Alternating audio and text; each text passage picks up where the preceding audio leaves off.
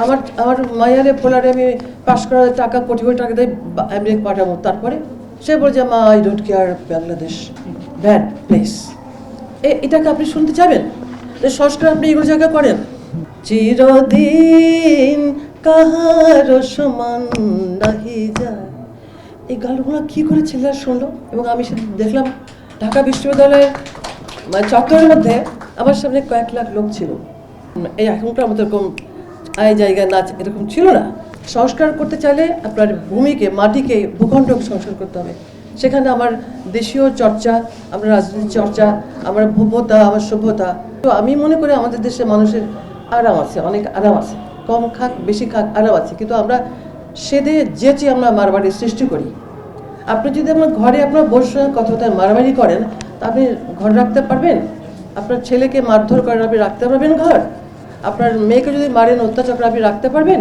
শুধু এইটুকু আমার নিজেকে চিন্তা করতে হবে। আমি যদি আমার স্বামীর সঙ্গে সবসময় ঝাড়ি মেরে কথা বলি, তাহলে আমার স্বামী আমার সঙ্গে তার সঙ্গে সম্পর্ক থাকবে না। রাজনীতি করা মানে, যারা কাজী নজরুল ইসলাম রাজনীতি করেছিলেন তাকে বিদ্রোহী কবি বলা হয়। তিনি রাজনীতি করেছিলেন এবং মানে কাব্য করেছিলেন, সাহিত্য রচনা করেছিলেন।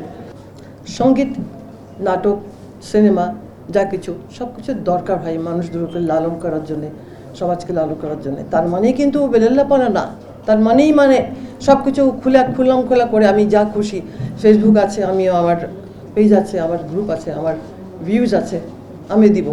এই ধরনের কালচার, এটা কি সংস্কার করার জায়গা না? এটা সংস্কার করার জায়গা।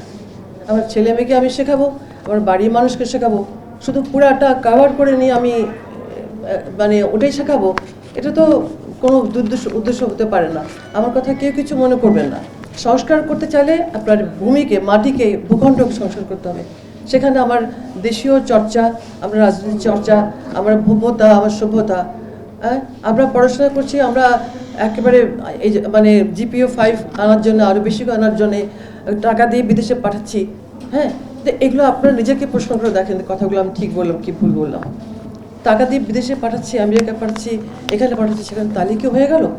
এই যে ডাক্তার সাহেব আমেরিকা থেকে আসছেন, উনি এসে এখানে এত মানুষের সেবা করছেন, এত মানুষের গবেষণা করছেন, এটা এই ধরনের কাজ করা দরকার। টানা সপ্তমবারের মতো বেস্ট টিস্যু পেপার ব্র্যান্ড হিসেবে স্বীকৃতি পেয়েছে বসুন্ধরা টিস্যু। আমার মায়ারে পোলারে আমি পাশ করার টাকা কোটি কোটি টাকা দিয়ে আমেরিকা পাঠাবো, তারপরে কি বলবে? সে বলছে মা I don't care Bangladesh bad place. এটাকে আপনি শুনতে চাবেন যে সংস্কার আপনি এগুলো জায়গা করেন? আমি মনে করি এই কথাগুলো এক ধরনের স্বগতোক্তি। নিজের সঙ্গে নিজের কথা বলি, আমি কথা বলি নিজের সঙ্গে, যে আমাকে দিয়ে কেউ কত ক্ষতিগ্রস্ত হচ্ছে কিনা। আমার ভয়েস আছে, আমি লাউড করে বলতে পারছি, তাহলে তো বড় কথা হলো না। যখন গান করতে গেলে মাঠে লাখ লাখ লোক থাকে, যখন গানের একটা সময় ছিল, মানে কি বলবো, তখন এই এখনকার মতো এরকম আয় জায়গায় নাচ এরকম ছিল না।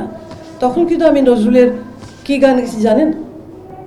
যেই গানের সঙ্গে আমার ইনস্ট্রুমেন্টস ছিল না, মানে নেই আর কি, হাম নাতিরকম টাইপের, তাল নাই, কোনো যন্ত্র নাই, আমি গাচ্ছি, ধরেন এই গানটা গাচ্ছি। কোন রস যমুনার কোলে বেনু কুঞ্জে, হে কিশোর বেনুকা বাজাও, মোর মন যেতে না রে, তুমি সেই ব্রজের পথ দেখাও। কিংবা তাল দিয়ে করতে গেলে চিরদিন কাহার সমান নাহি যায়, এই গানগুলো কী করে ছেলেরা শুনলো। এবং আমি সেটা দেখলাম ঢাকা বিশ্ববিদ্যালয়ের চত্বরের মধ্যে আমার সামনে কয়েক লাখ লোক ছিল। আমি আপনাদের এই কথা বলতে চাই বিনয়ের সাথে, যে এই গানের কথাগুলো সেদিন এই যে ইয়াং ছেলেমেয়েরা কেমন করে শুনলো। আমি তো নাচিনি, গানের বাণীটা তারা কি করে শুনলো। এবং তারপরে চিৎকার করে মাঠ ভর্তি লাখ লাখ ছেলেমেয়েরা বললো যে আমরা আর কোনো গান শুনতে চাই না। হ্যাঁ হ্যাঁ, তো এই যে আমি যদি প্রচার করতে চাই, করি, আমার মনে হয় সে উদ্দেশ্য ভালো হয়। তো আপনারা নিজের সঙ্গে যে কথা বলবেন, আমার কথা রিকোয়েস্ট, আবার নিশ্চয়ই একটা পরিবর্তন আসবেই আসবে।